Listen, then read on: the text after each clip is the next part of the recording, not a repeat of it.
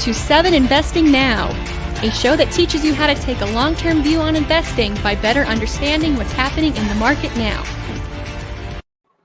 Good afternoon, 7 investors, and welcome to the beautiful Cherokee Casino and Hotel in Cherokee, North Carolina. How did I get here? Not as easily as I would have hoped. So if you're watching Delta Airlines, let's take some notes about how not to do business. I am supposed to fly on a 6 a.m. flight yesterday to Atlanta and then to Columbia, South Carolina, where my former colleague, Matt Frankel, was going to pick me up at the airport. We were going to drive up to the casino, have a couple of days of gambling. Then I was going to fly to Birmingham, Alabama for a wedding on Saturday. So I was going to spend Thursday night and Friday in Birmingham, go to the wedding Saturday, fly home Sunday. None of that happened. I woke up at about 3:30 in the morning yesterday to about 15 messages from Delta. First, your flight has been delayed. Well, that's a problem because it's now been delayed to past when my layover takes off. That's a problem.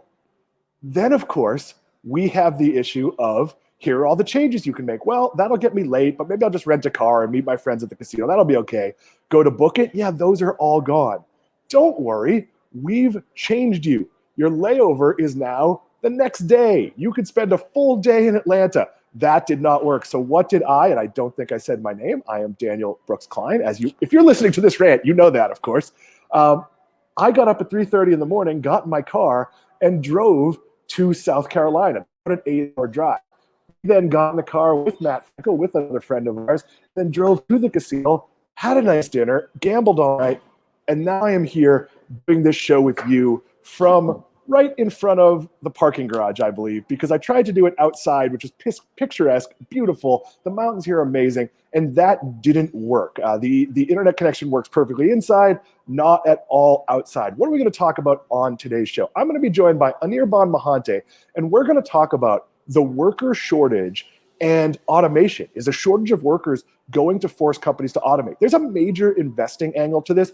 I'm going to be around to take your questions and comments. This is a taped interview. It's a little bit long, but I will be here. So if you have comments, please share them. We'll get to them at the end of the show.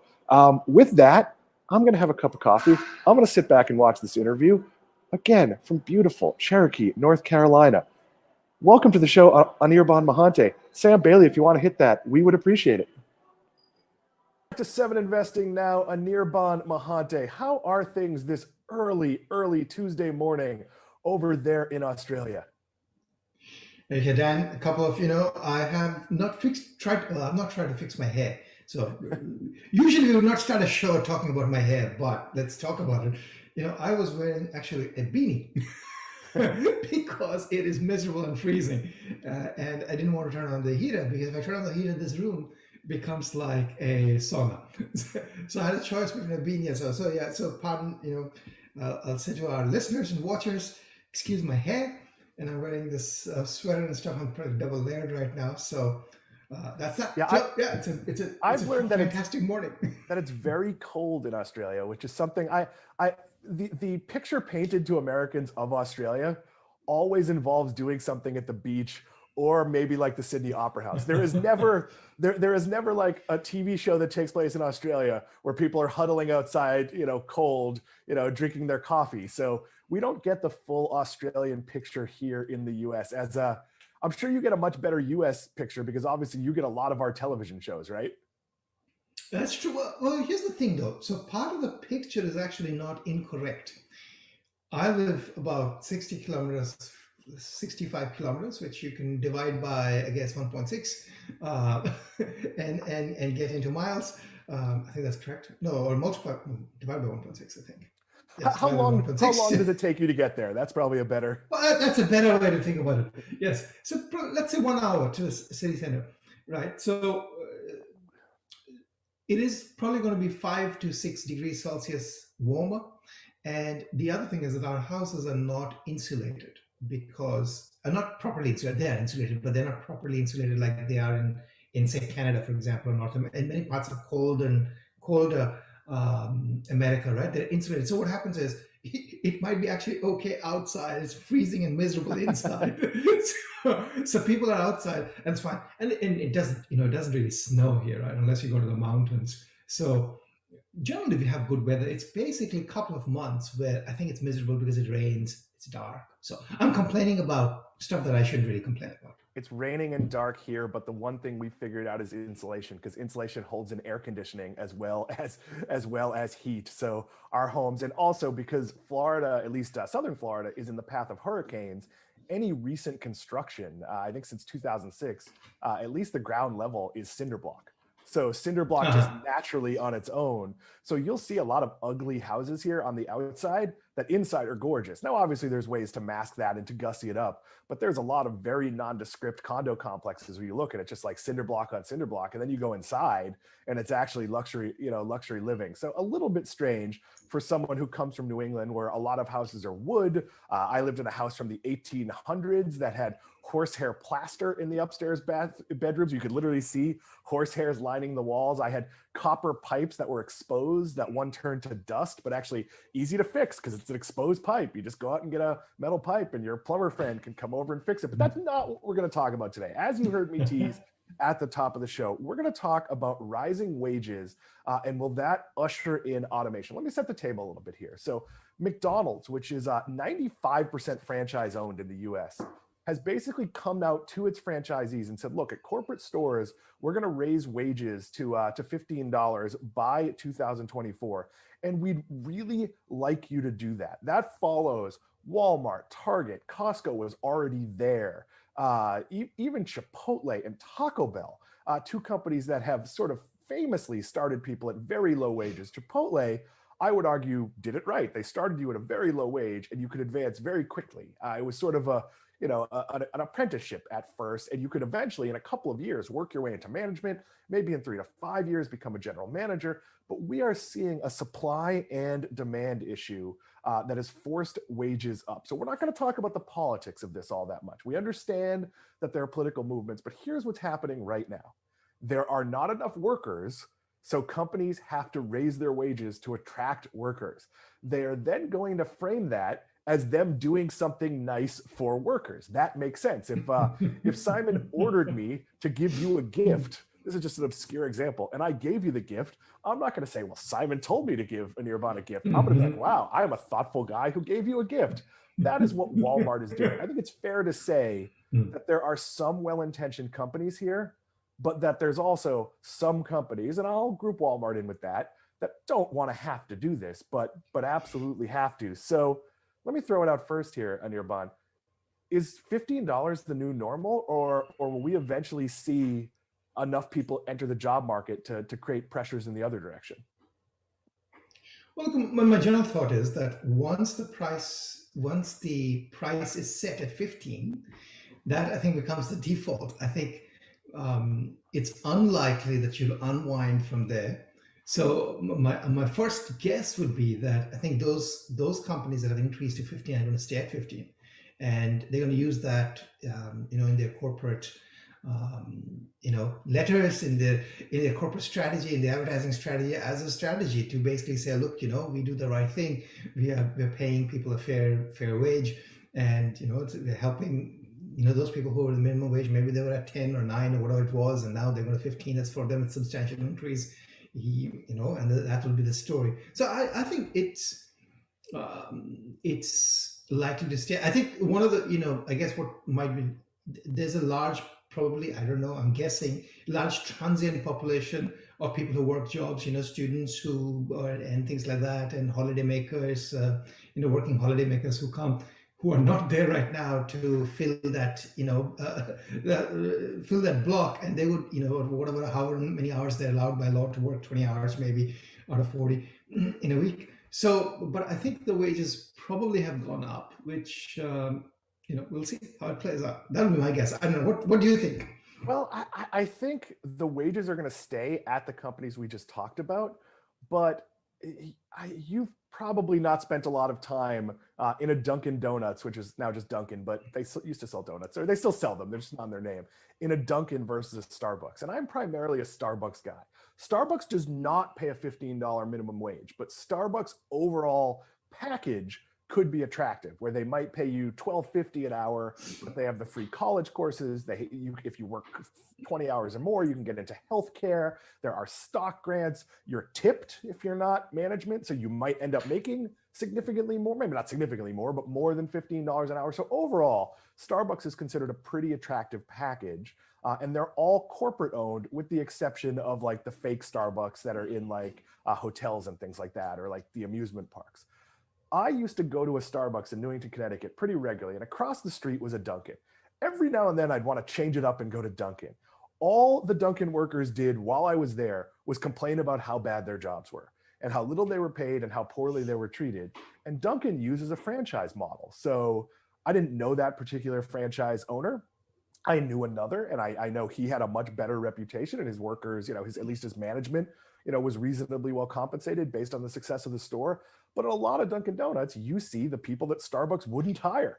And I actually think the rise to 15 is going to dramatically increase that disparity. So we've already seen sort of in the retail world, the winners winning. Your Walmarts, your Targets, your Best Buys, your Costcos, they've separated themselves from the pack.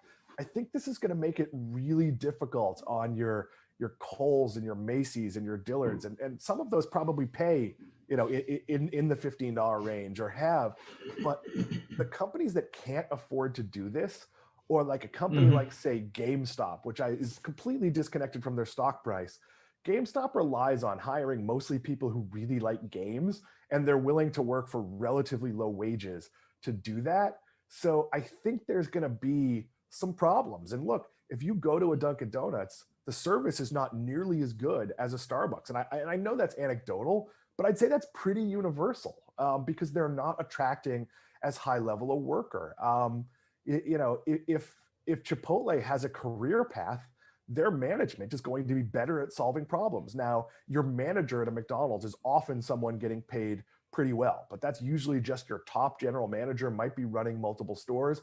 Your shift supervisor, the person making decisions, might not be. So again, I generally think higher wages are a good thing, but I'd like to see, and without getting political, I'd like to see some sort of floor in areas tied to cost of living. So look, I want to, we talked about this with health. The guy who makes my burrito, I want him to have a place to live. Like, I want him to not have to come to work sick. I think that's very important.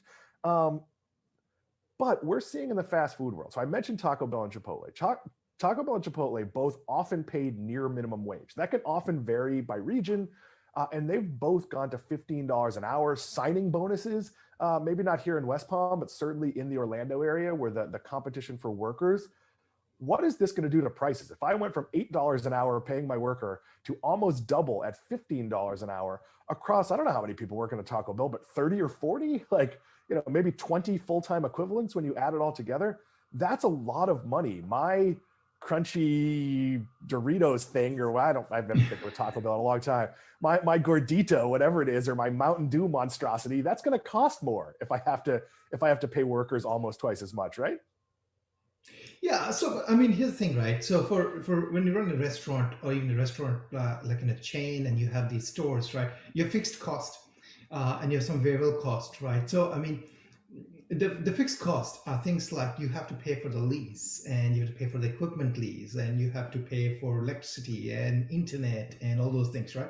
The variable cost really is your workers, and I guess produce, which is going to vary based on how much you're buying and how much you're selling eventually, right? So I mean, while the wage rise might like be 200%, 100%. In some cases, in some of the worst case, maybe the overall effect actually on a unit of product that's selling is probably not that much, right? It might land up being like 5-6%, maybe 7%, 8%, something like that. And most of these, like if you're running a solid brand, coffee is a commodity, right? But if you have a brand that sells the coffee, then you have pricing power. So if you've got some bit of pricing power, then every year you increase prices anyways, right? So eventually you will lap that increase. So yeah, there might be some intermediate term margin impact. Will be very small, relatively small, because I mean, again, it seems like, again, for a couple of reasons, right? You were already paying anyways higher wages to some of your salary people. Some of the people So you're paying to a smaller percentage of people more. And it's not going to have that much of an impact. So I think, you'll see some increase in costs, but it won't be substantial. That'll be my guess again. There are going to be places, Walmart's probably a good example, where there's been a ripple effect where you can't just bring everyone to 15 and leave the low-level manager or ship supervisor at the same rate as the people. So there are absolutely going to be some people who get raises above 15 because of this. And Walmart will always tell you that their average rate of pay plus benefits is much higher than 15. And that could be true if you're using their education benefit or some of the other things. So here's the problem. Here in Florida, we are seeing pretty much $15 is standard. You have to go to some pretty sketchy locations. Maybe if you wanted to work at like the bad neighborhood 7-Eleven, maybe it's not $15, but most places are $15, but they can't find enough workers. Now, why is that? There's a couple of reasons. Childcare has not come back at the level it was pre the pandemic. Some of that is related to school, in that a lot of childcare is tied to school. A lot of summer programs are tied to school. Many summer programs weren't sure how they could open, so some opted not to. So there might be a rush of labor come the second week of August when our kids go back to school.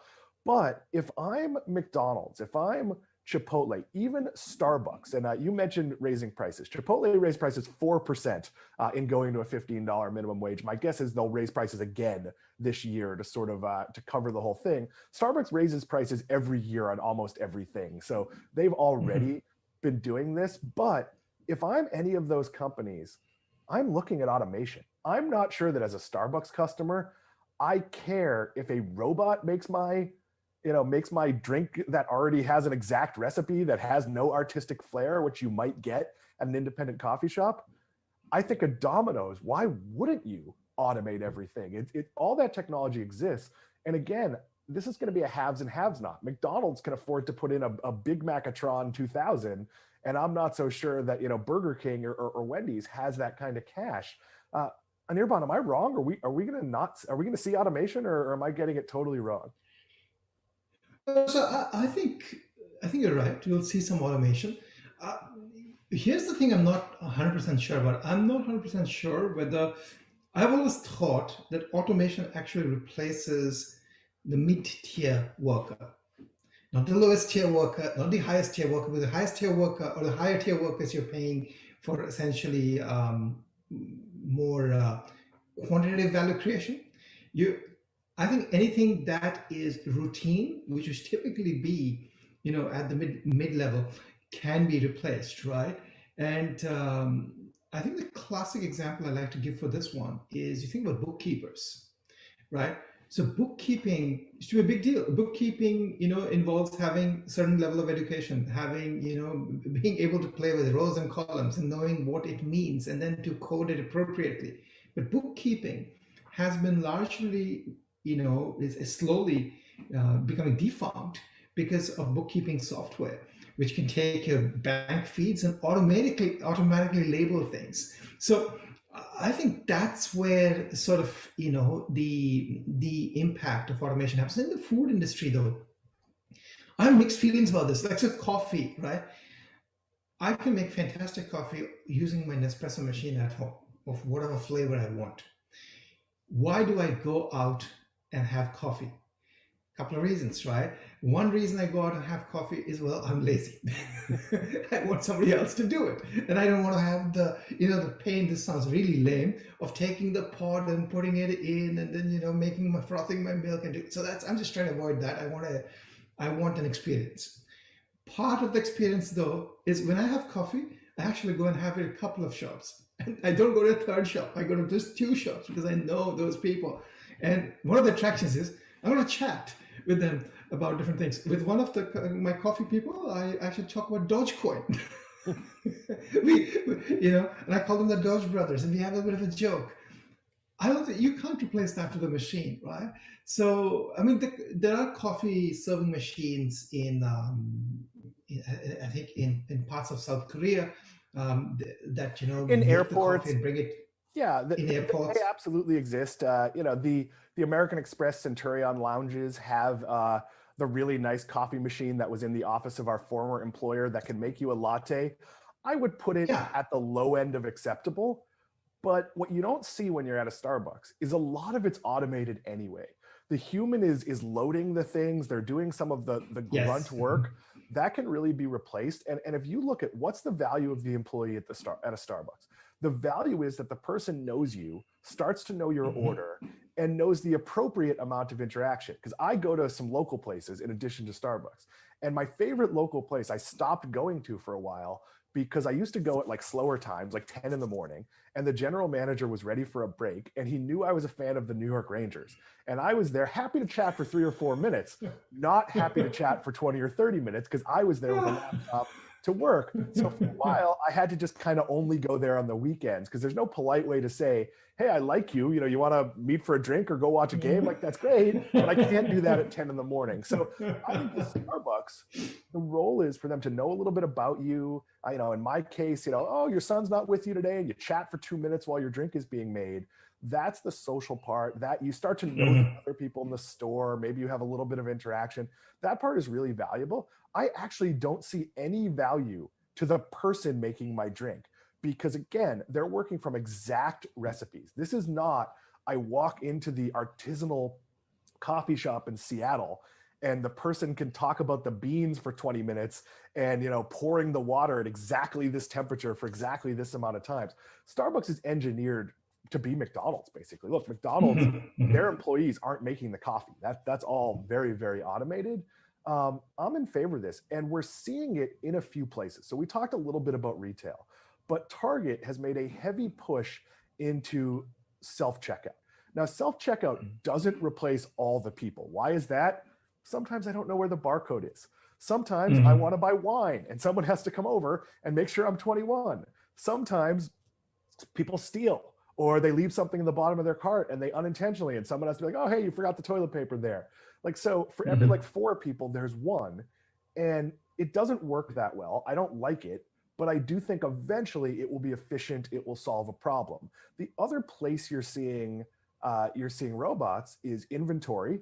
I don't need a human to go to the shelf and do a scan and see that there should be 30 rolls of paper towel and there's only 5.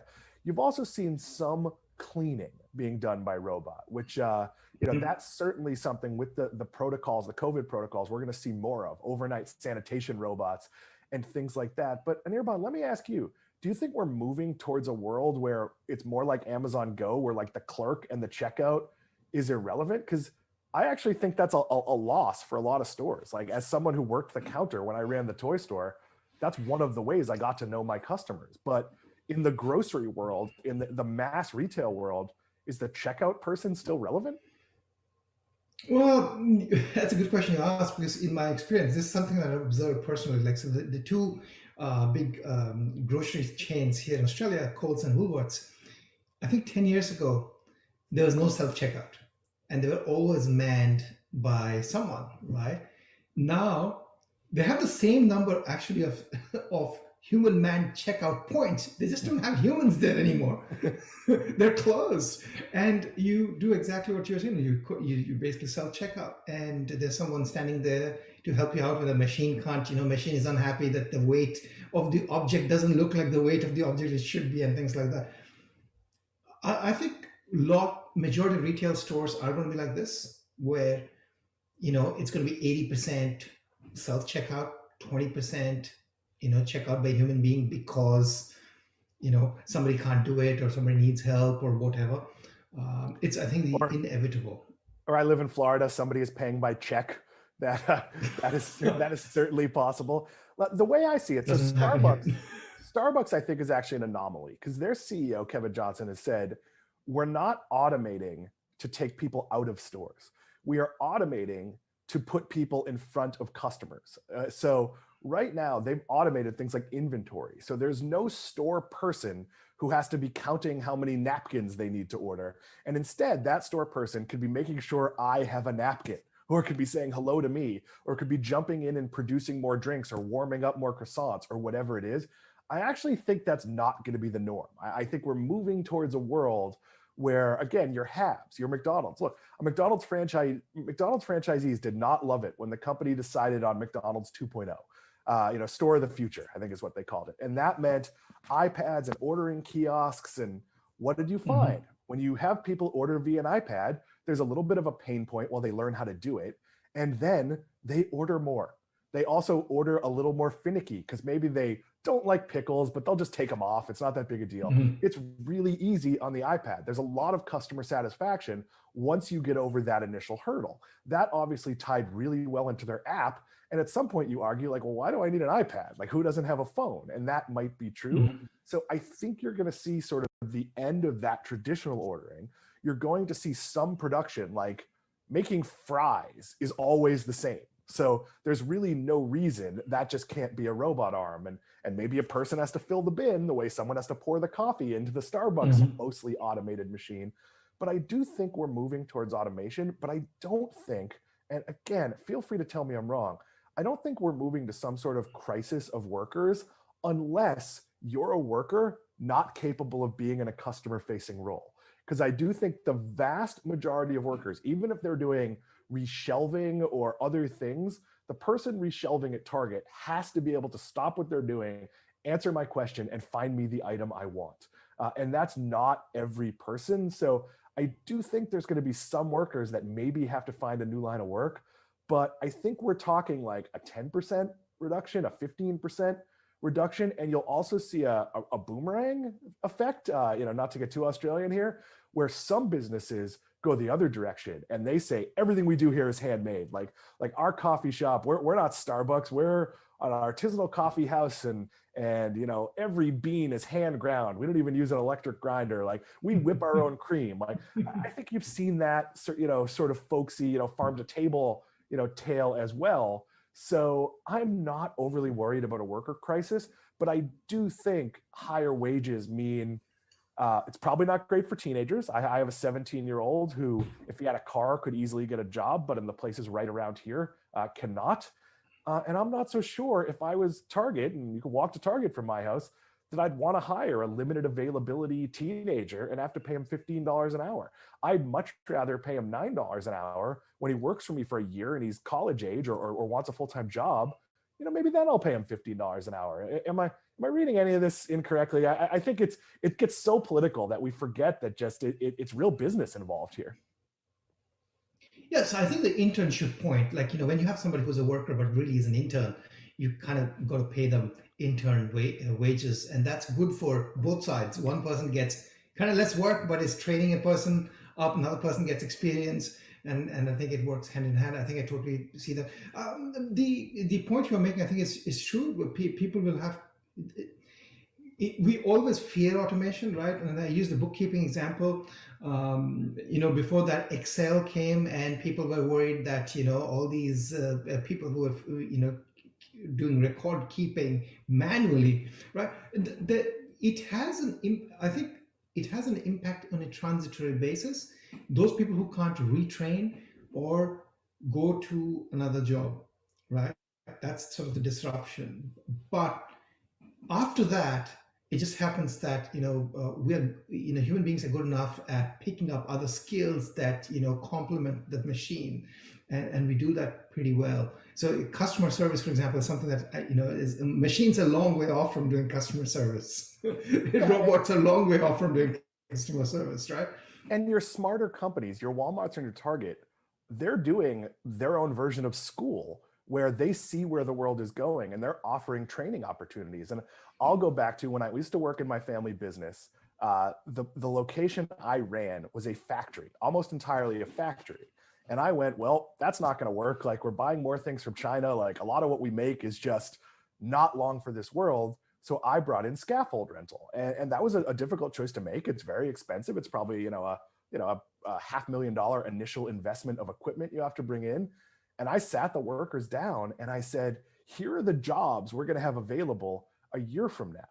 So if anybody wants to step up and be like the foreman of the scaffolding group and go learn this stuff and where it is and what it does and how to load trucks, well, that's going to be a management opening that someone could step up into. And the existing manager there who ran everything was very resistant. And I sat down with him multiple times and I said, look, you got to go to another location and learn these skills, because I can't pay your salary to run a factory that's going to be half as big that I can run, because it's only going to make a couple of products. And after a year of being ignored, when I had to let him go. It was awful. It wasn't fun. I liked this guy, but he wanted to do the same job he'd always done. I think that's going to be a challenge for some of these companies, that they have entrenched workers that don't want to learn new skills. But again, I think this is going to be a haves and a haves not. So let's talk about, how do you invest this? In my mind, if you're going to invest in automation and sort of the changing workforce, I would look at the companies that can afford to make the best decision. Now, Starbucks might decide that it's great to automate heating up its croissant, but they should never fully automate the coffee, even if it's just the illusion that a person is creating your drink. I trust them to figure it out and do it the right way. Same thing with McDonald's, same things with Target, with Walmart. I mean, there's been heavy automation of things like inventory using drones at a Walmart, and there's heavy investment. When I look to that second tier of retailers, of restaurants, I'm not so sure your Chili's and your Popeyes and your Burger Kings of the world are necessarily going to keep up. So might they succeed because people like their products? Sure. But from an investing point of view, this is a drive to quality. Your thoughts, Anirban? Yeah, I think I agree with that. So whenever there's big shift, I think that's the impact, right? The winners here will actually significantly benefit, and the ones who are tier 2, tier 3 are actually going to be the ones that are not going to benefit and are going to be left behind, because either paying more for them has an impact in terms of their ability to pass on the costs, so their margins go down, right? And at the same time, are they able to actually invest in new technology that's required to compete, and bring, relatively reduce their cost elsewhere for the cost increase that they're seeing on the wages front. So I think that makes sense. I mean, quality is interesting from that point of view. And quality is always interesting because it's sort of, one simple way to think about quality is that it is basically betting on a team of people who know how to navigate the times, right?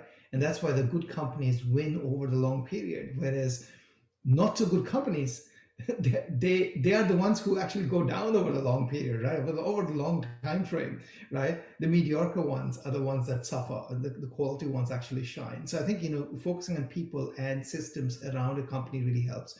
I don't have any other basic thought in addition to what you really covered. I think that in the quality aspect is the one. I guess I'll add one thing.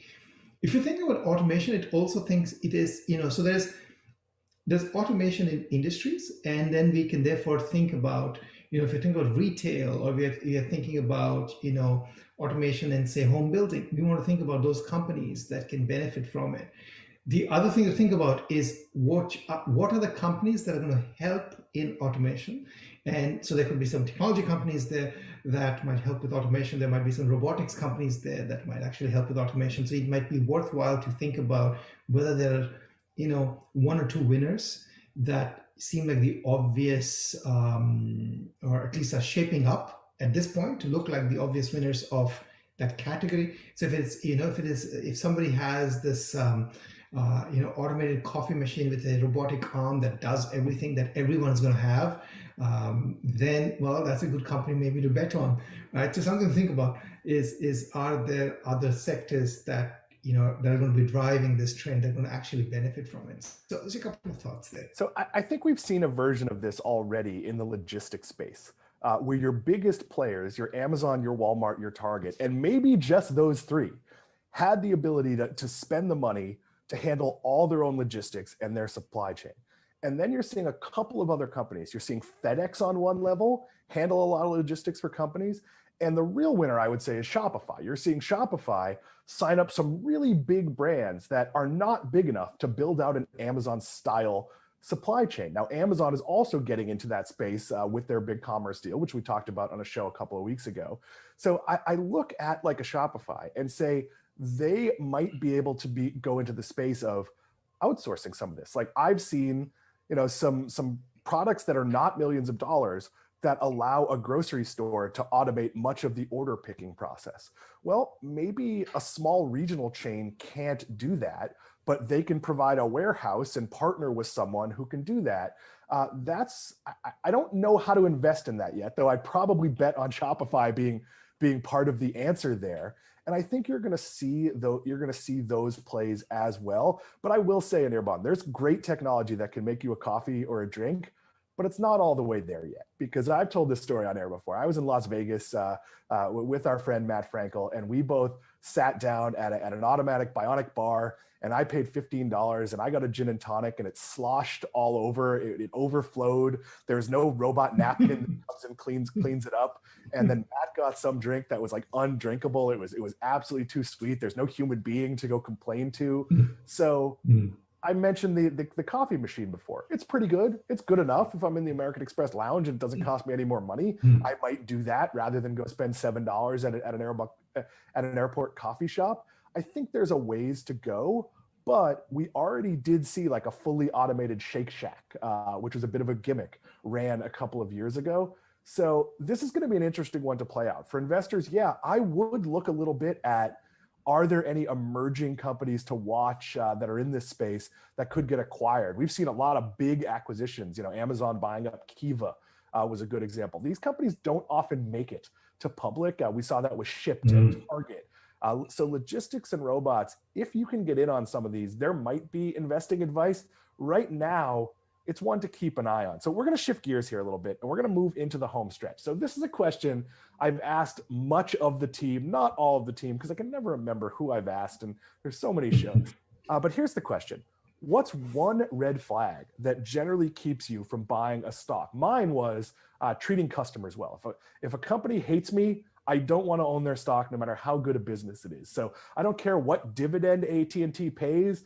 I'm not buying AT&T stock because they clearly don't like their customer base. I apologize to the AT&T executive offended by that, but your track record says that no matter how hard you're trying, you haven't fixed it. Anirban, your thoughts here. Yeah, I love good customer service is excellent. Actually, it's a really good indicator. You know what? One of the things I look for is dilution. How much, how much are you how much quantitative easing is a company doing? Every company nowadays thinks that they're the Federal Reserve and therefore they can print as many shares as they want to, and this I've seen this happen a couple of times with companies that have invested in which Twitter actually at one point had an investment, and Twitter it was not growing as fast as you say Facebook or something else, but it was growing. The problem was that the share count was growing at a fast pace and there was no growth on a per share basis. So I really watch for companies' dilution, and I think it's something that goes under the radar for a lot of people because you have to look at the balance sheet, and but I have a little bit of a love-hate relationship with the dilution. I mean, you can use it appropriately to reward your your sales and marketing team and your executives and your R&D team and things like that, but you need to know how to use it carefully, and it shouldn't be like more than a couple of percentage points. And if it's more than that every year, then you better have really fantastic growth, or you have a huge total addressable market. So yeah, that's something to keep an eye on. Yeah, and I'm fine with a company using dilution to acquire sales. So if you're adding 25% in revenue by diluting your stock, that could pay off, especially if there's synergy and back-end savings. We've talked about this with Apple. When the opposite happens and the share count decreases, that is tremendously beneficial. That's also a slippery slope, because I don't like seeing share buyback unless a company has so much cash that it can still do all the R&D, all the acquisitions, all the things it needs to do, and then have cash left over. There aren't that many companies. Apple and Microsoft come to mind. I'm sure there's a few others, but there aren't that many that can do that.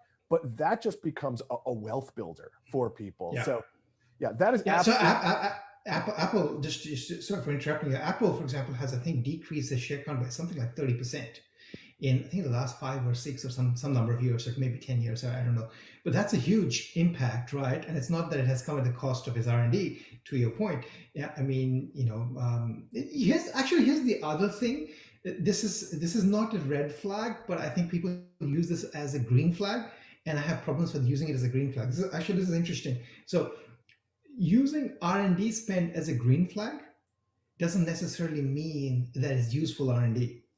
And the reason I point this out is there are companies, that will be spending 20, 30%, on their R&D. But the thing you need to see is what are you getting out of the R&D? And had you actually reduced your R&D spend, what would you get? And two companies that are really good and frugal with R&D, one is Apple. Its R&D spend is actually, as a percentage basis of revenue, which is what most people would look at, is actually significantly lower than other big tech.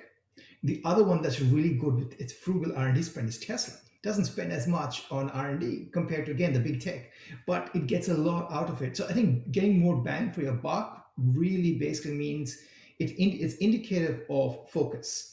Right, it says that you're focused on a small set of products, a small set of things, and you want to bet not the farm on multiple things, but you want to bet the farm on a few things, which can go wrong, but which also increases the probability, I think, of success, because you hire the people that you need for those particular products or those particular things that you want to explore. Yeah, I mean, the opposite model has been Alphabet, where a lot of Google shareholders would like to see them spin off their moonshots and all these divisions. Now, realistically, if they're spending all this money across 20 different projects and one of them pays off, it might turn out. But so far, that's largely been a sinkhole. There's been a lot of failures. I spent a lot of years writing about Google Fiber, which is not a thing. I mean, it might exist in some markets. There's been a lot of mistakes there.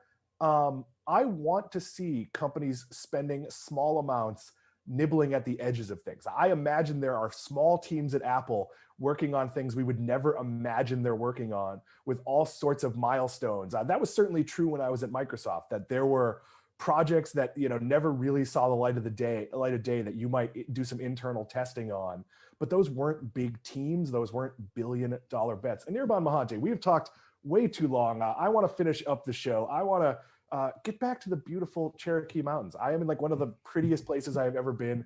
It is 80 degrees. The pool is absolutely wonderful here. The gambling is good. I am with a handful of our former colleagues, so I'm very delighted to be catching up with people, but I'm also delighted to have gotten to catch up with you now, and we will see you perhaps on Friday's show if you happen to wake up. That is a whole team show airing at 12:30, so a little bit later than usual, but if not, certainly next week, probably from Orlando, Florida, or technically Davenport, Florida.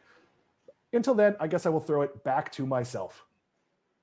Back to me. Thank you, Sam Bailey. Interview from West Palm Beach. I am now, as I said, in Cherokee, North Carolina, on my way to Birmingham, Alabama. Mom, thank you for your concern. D, Sam, throw up that first comment from D. Let's take that to close this segment out. Software engineering jobs are not safe either. OpenAI and GitHub develop Copilot, a code completing bot. Things like that will make software developers 10 times or even 100 times more efficient. Yes and no. So we've seen this a lot in the development world.